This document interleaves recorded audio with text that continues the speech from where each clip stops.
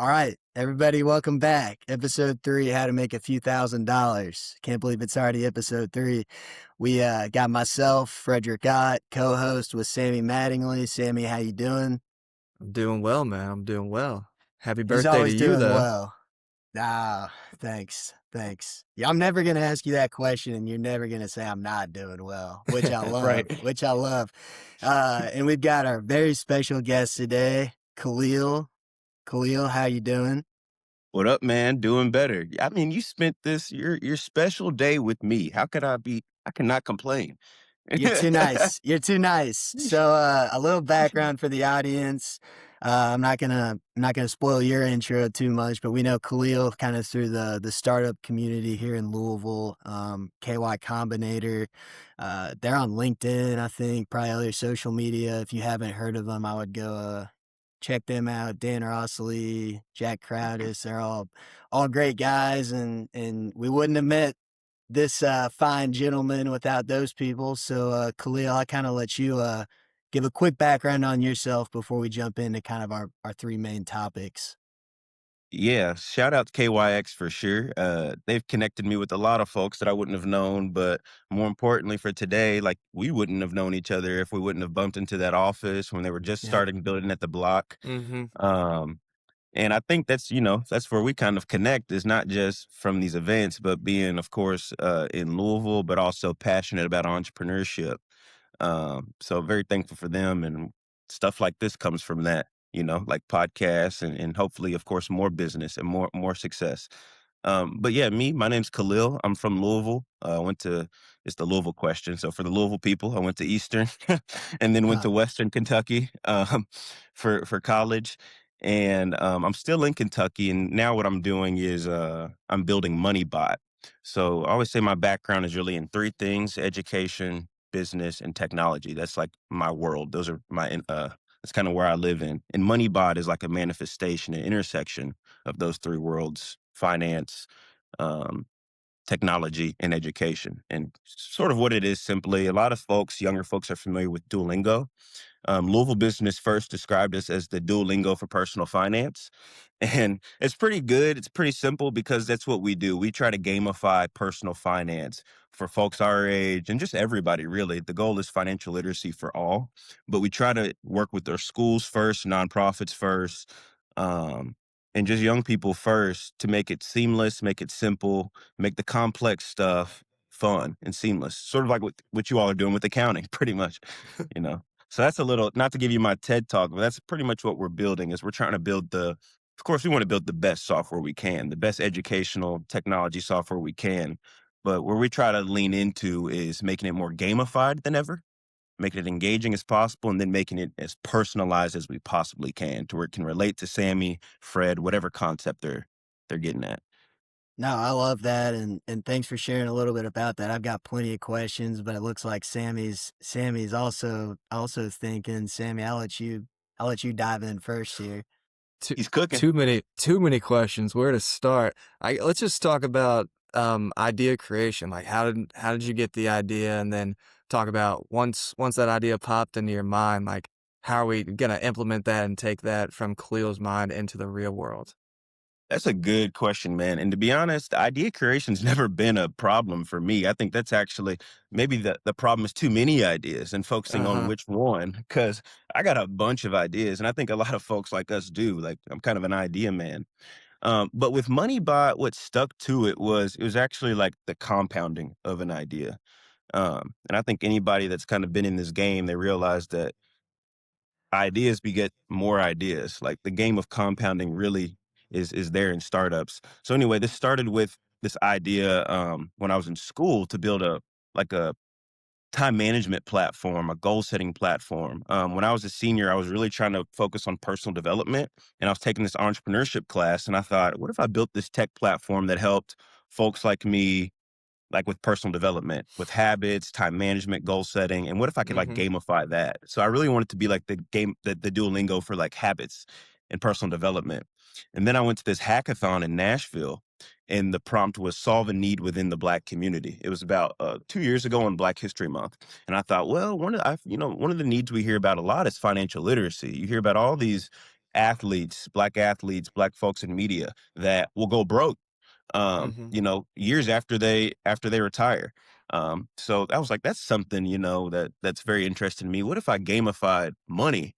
And this was about a couple years ago, right when Hey, ChatGPT was coming out.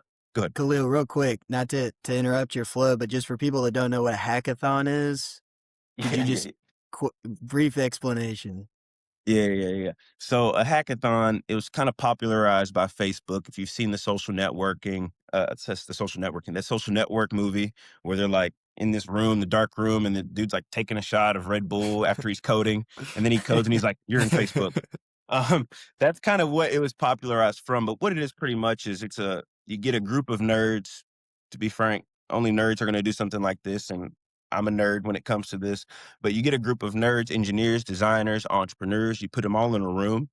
You give them about 24 hours to 36 hours. You say, build something, build an app, solve a problem, build a platform, and it's very high pressure, very tense. Usually, you just give them like Red Bull and Domino's, Papa John's, whatever, and they're building nonstop, no sleep. But then after this, you come out with something usually really cool, and then you meet folks where you're like, "Wow, we just went to war together. Like we're soul bonded." No, So that's awesome. That's awesome. yeah, So yeah. appreciate that. So then back to where you were saying. So this is a couple of years ago, and you're at a hackathon in Nashville. Yeah, so that hackathon, to go back, not to go too crazy, but with the idea aspect, that hackathon brought the idea out of me that I've kind of been harboring. I'm like, Yeah. oh, this could work. This could be cool. But the hackathon made me bring it to life. And it was totally, I think of it as like a God thing. Because I signed up to be a volunteer for this hackathon. I thought I was going to be coming, bringing waters, helping people with pizza, because I didn't know how to code at all. I was a noob. Um, but the dude called me the night before and said, "Hey, actually, you're on team two. Can't wait to see you there. Here's some, here, what's your shirt size?" And I'm like, "Whoa, no. I don't need no shirt size. Like, I love I'm it. ha- I I'm love handing it. out the shirts. I'm not on a team." He's like, "Yeah, you are, and don't worry, you're gonna be fine. I'm gonna put you with a really good team. You'll be good." And we ended up winning first place, and that was the first time I said MoneyBot. So long story short, it started with the need that I had. And I realized like, wow, this hackathon, other people felt that need was important. After we won, it was very validated that like, oh, this is really important. And then even Yeah. after the hackathon, folks were like, "Hey, dude, can you build this for me? Like, I'm struggling with my finances. I'm an engineer and I don't know how to budget." So So you left that hackathon, and did you have some sort of like MVP for MoneyBot? It's a really basic, version of a MoneyBot, like your first time you actually could see it, as a software. yes, an embarrassing MVP. I actually But sent it in but our Discord last week, and oh my god, if you look at it, you're gonna laugh. You're gonna laugh. But well, yes, it was the But MVP. so that's a great, transition into kind of a follow-up question I had is I think a lot of people listening and, people Sammy and I will talk to, they'll have a lot of ideas like you were saying, but, I think it's really hard for people to figure out what that first step is. Like I've got all these ideas, but it seems like such a huge jump to make it a reality. So, I guess for you that was signing up for a hackathon, but even then it was sort of like serendipitous, that you got put on a team that you didn't ask to be put on. But like, for you and for other entrepreneurs listening or people that want to take that path, like how important is action? How important is kind of just trying to jump in and take the first step to get the ball moving? Because I think a lot of people will have kind of this paralysis with all their ideas where, they'll keep being like second guessing themselves almost.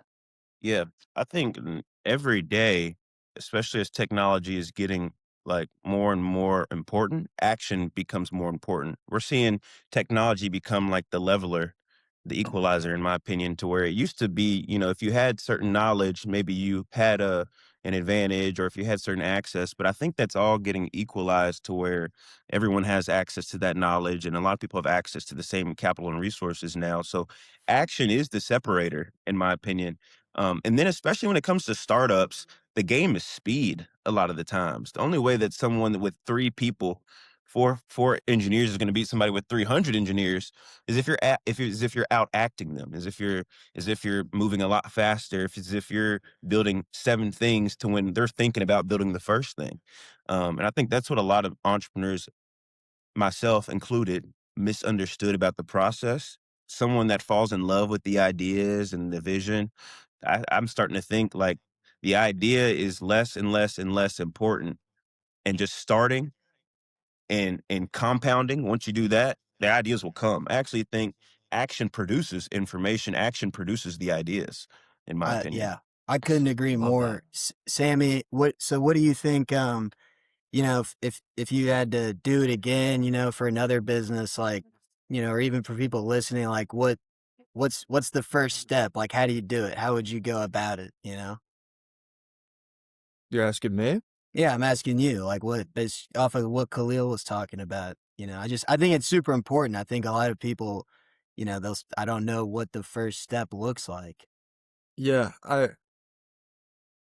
I guess just to choose what kind of business you want to go into. For us this last time, it was a YouTube video sparked the inspiration to be bookkeepers and accountants, and we had that background already, but you only need one YouTube video is what I'd say. You don't have to watch 10. Like, Yeah. pick one and then go start doing it. And that leads me, I think our last question in this segment is kind of on the sales process, selling. Fred and I started this, no selling experience whatsoever. It sounds like you were kind of in the same boat. What have you learned about the sales process and how you get people to pay for your product? Great What are your question. biggest takeaways thus far? Yeah. Man, I'm still learning that process, to be honest. Nowhere near We perfected, all mastered are. it, Same. and it's a different beast, because I think I'm learning that selling, I would say it's like the meta skill of being a founder, because I'm not just selling MoneyBot to teachers and parents. I'm also selling it to investors. I'm also selling it to our engineers, our designers. And that's all a different sell. It's all different messaging.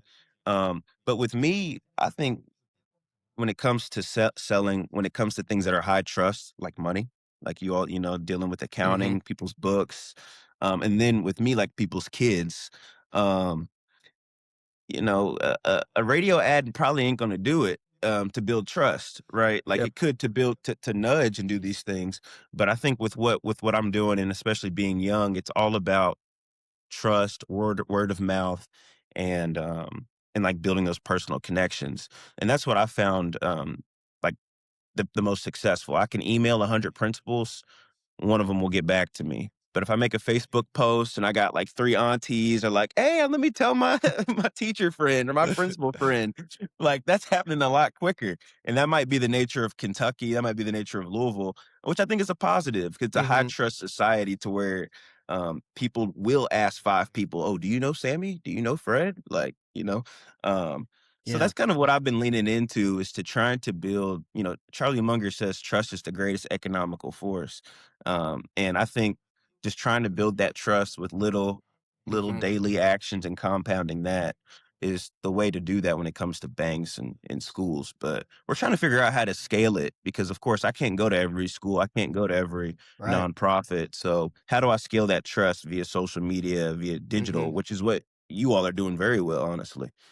I Well, appreciate that, and I think Sammy would agree that, I mean, the relationships that we've built are a huge part of our business. mhm. We wouldn't have been able to get to where we're at without spending the time to develop those relationships. Yeah, Right. it just can't be overstated how important that is.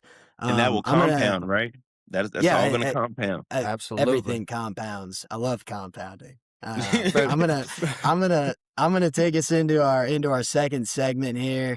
Uh, what does success look like to you? I think this is a great question because everybody's kind of got a different answer for what they think success is. So, if you just want to talk a little bit about what does success look like to Khalil?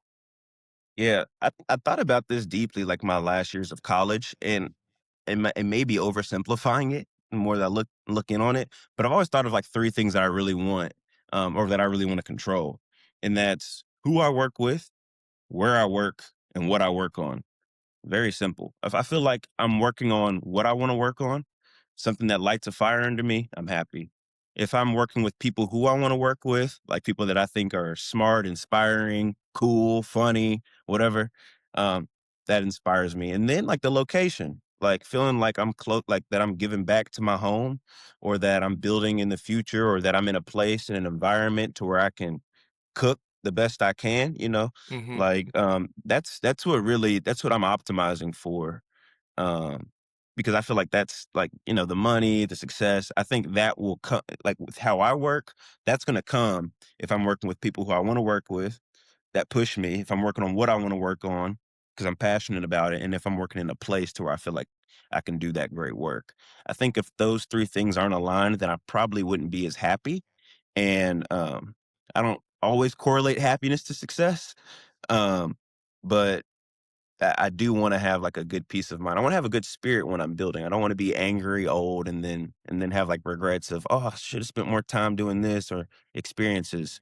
So, I kind of see myself I wouldn't say I'm, like, successful, but I think I'm on a path to success, because I'm already doing some of those things. I get to work, where I wanna work.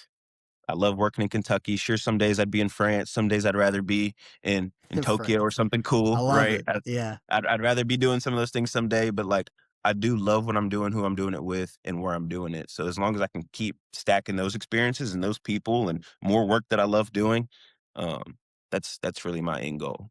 And then, of course, impact too.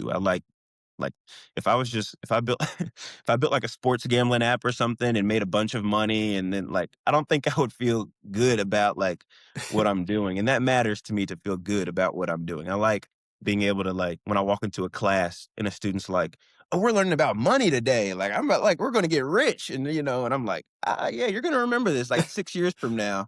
Like, when you're getting your first Yeah. paycheck and something. So that wasn't really a clear answer, but I'm It still was figuring that very out, to be honest. clear. Yeah.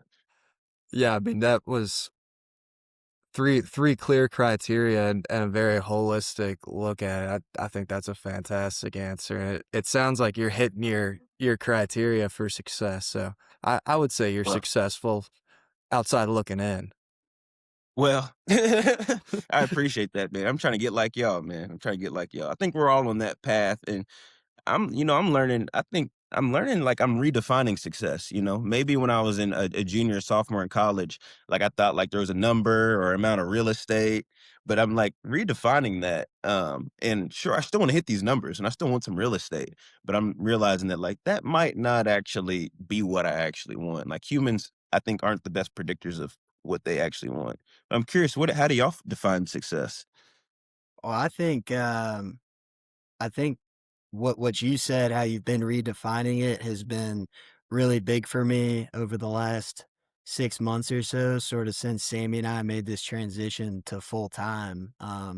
Like like to your point, maybe in college or in high school, I'm thinking there's a number or a place, or somewhere that I want to be in the future that would define success. And sure, like to your point about being in France sometimes, like that will be awesome, and I'm sure we'll all be there at some point, but I mean, I really love waking up every day and coming to the office and trying to make something out of nothing with Sammy and getting to do podcasts like this and learning.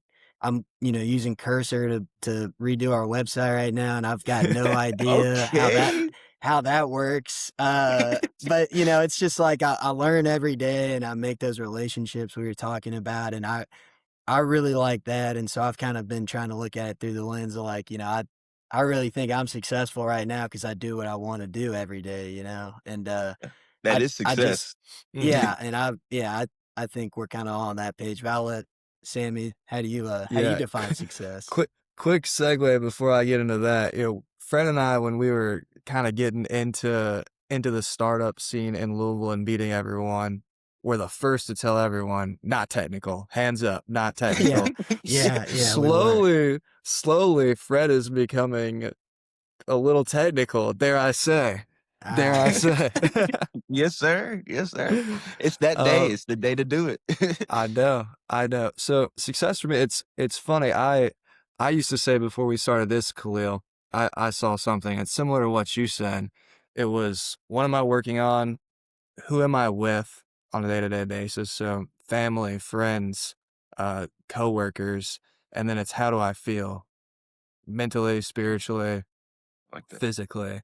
So those are kind of my three that um, I'm going off of, and kind of similar to Fred. It's, we get into this and we're 6, 7 months in.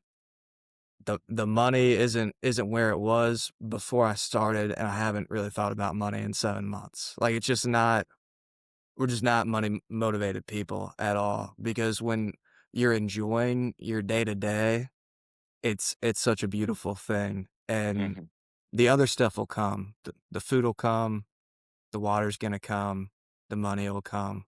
But in enjoying the day to day and hitting all those things, like loving waking up, what we're working on, seeing my roommate, family, Fred at the office, everyone else at our new office, and then, yeah, just, walking, getting a lift in, eating good food.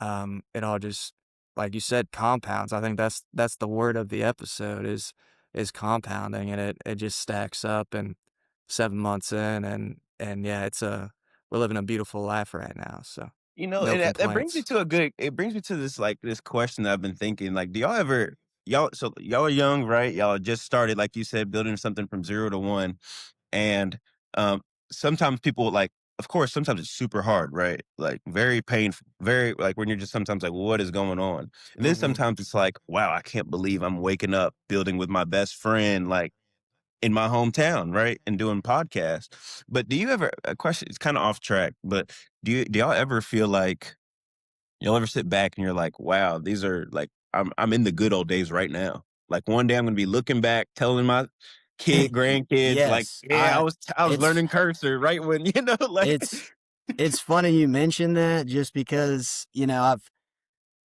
like I was saying earlier with this, like, if I may summarize how we all just define success, it was a version of being happy is Yeah, essentially what we all kind of defined our happiness, and that's success. I know, Khalil, you said it might not totally, correlate, but for the most part, I think success is kind of us being happy, and yeah, I mean, I'll be, walking my dog, and I'll do no earbuds sometimes, and I'll just kinda let my mind wander, and I'm like, sure, maybe in 10 or 15 years, we've made all this money, or I'm in France, or I'm doing something, but I'll always be looking back to be I'm never gonna be 25 again, talking to Khalil and Sammy, and we're, that feeling of just having moved into an office and, right. learning all these things. It's like it's never gonna to be like that again, so I think I do. I try to be intentional about being thankful for the present and, yeah, Yeah. I think so. What about you, Khalil? I think, like, recently, it's been like, I've been thinking about that all the time. And I think it's really not as much with me, but it's like technology is changing so quickly. And I just have this overwhelming feeling like, wow, in a little while, nothing's gonna be the same. Like, things are changing so quickly. Like, you've probably seen it with Cursor and the stuff, to where we're able to build so much faster. We're able to get users so much quicker. You're able to do things like start a podcast, allows you to get distribution. And I'm just like, things are changing at a rate that I don't think like even I can fathom, but like the experts can't fathom. So I'm like, I don't know what's gonna happen.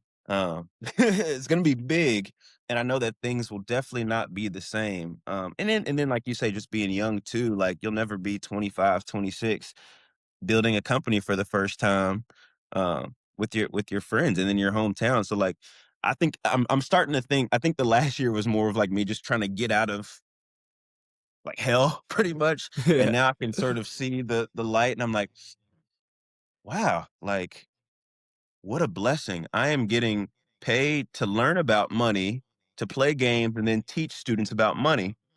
Like, that is, like, the biggest blessing I could possibly think of, and then this time to where technology is rising faster than ever, I'm like, "Yeah, these are the good old days." I'm gonna be telling, like, my grandkids, like, "Yeah, back then when GPT came out, like, I was one of the first ones to try it out, and I built this app, MoneyBot," and, you know? money might not be a thing anymore. We're all on Bitcoin, but back in the day, I can't. I think about that, and I'm like, wow, like okay, keep going, keep going. Yeah, you're like MoneyBot, and they're like, "What's money?" Yeah, I love it. I love it. I love it. I love it.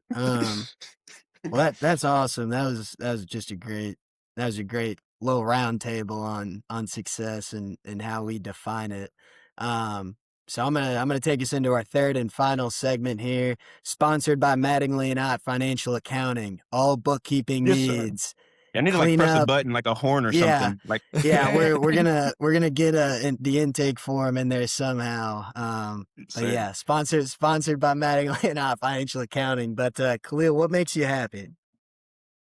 Yeah, I think doing stuff like not to be cheesy, but doing stuff like this, like talking to the bros, building with the and not just the bros, the sisters too, of course, but just building with my people. I love building. I'm obsessed with like solving problems, but like I said, like if it's like a sports gambling app, I'm probably not going to be that interested. If it's something that like is impacting people, that people are like using and getting joy from, that makes me very happy. And then like just seeing like my nieces, nephews, like getting into coding and stuff. Like my niece drew me a little money bot, like t-shirt merch thing. And you know, the big stuff like building a That's so platform, cool. that's super, yeah, like the building the platform, that stuff's super fun. But like even just building like last night I was up very late building some dashboard app, just nobody's used it but me, just on my phone, and, like, I couldn't go to sleep because 'cause I'm like, "I will not rest until Apple lets me submit this thing, like, I just need this app profile thing," and so just solving problems, like, pushing myself and learning, like, that I just said, like, 6 different things, but I think Solving they just problems. experiences. Yeah. Yeah, Yeah, and the experiences, people, experiences. and being useful, I think is what really makes me happy, and I'm figuring out, I think, what makes me happy too. I think I predict things that I feel like will bring me happiness, and they don't, and it's really just the simple stuff, like talking to folks like you, hanging out with my niece, playing 2K or something, I'm really, like, I don't need too much. I'm a very simple guy. Yeah. Yeah. Yeah. I love it. I love it. Well, that's awesome, Khalil. Sammy, you got anything before we get wrapped up here? Um, Kentucky basketball makes me happy. Ah, this year, this season? Just Yeah. kidding. I'm Yeah, just kidding. yeah, it does, it does. It's a different kind of happiness, but happy Yeah, nonetheless, amongst all the things you said as well. I mean, it's the simple things. yeah, It's showing up every day, getting to see Fred, drinking that coffee that you drink every morning, just being present and enjoying it and not wanting to be somewhere else. So, yeah, yeah. yeah. Yep. All Fred, right, guys. Well, I think, I gotta yeah, ask go you real ahead. quick, let's get introspective real quick. It's your birthday, brother. Like what do you have any birthday? How old are you? 25. 25. Quarter of life. You got any quarter Yeah. life thoughts? Like, do you have any birthday rituals? I'm going to Jack Fry's with my family this evening. Okay, If you've cool. ever been there, I'm very excited. I haven't. Yeah, I you haven't. haven't been? I would check Uh, it out. It's on Bardstown Road. So it's an old it's I think it's been there for a while, but I'd say my birthday tradition is getting dinner with my family and my girlfriend somewhere, and that's what I love doing. So I'm Nice. looking forward to it. I love that, man. I love that. Well, happy Yeah. birthday again, brother. To you and your family. Shout out your mom and dad for Yeah, creating a shouting out fine young everybody. man. Yeah, no, I appreciate it. Um, all right, Khalil. Well, this has been a fantastic episode and a great discussion. We got to see you around more. You got to swing by the office. Check Yeah. out Dan's Lou Dago machine. Sammy Yeah. and I have been getting him some business via Focuses. Probably too I'm an So much Anza guy business. myself. yeah. It's been great. So all right. Well, from your co-hosts Frederick Ott and Sammy Mattingly, and our very special guest Khalil. Again, thank you so much for your time. Great talk, and for everybody listening, stay tuned for more episodes. And I'll see you guys around. See you guys later. See y'all. Thank See y'all for y'all. having me. All right, later.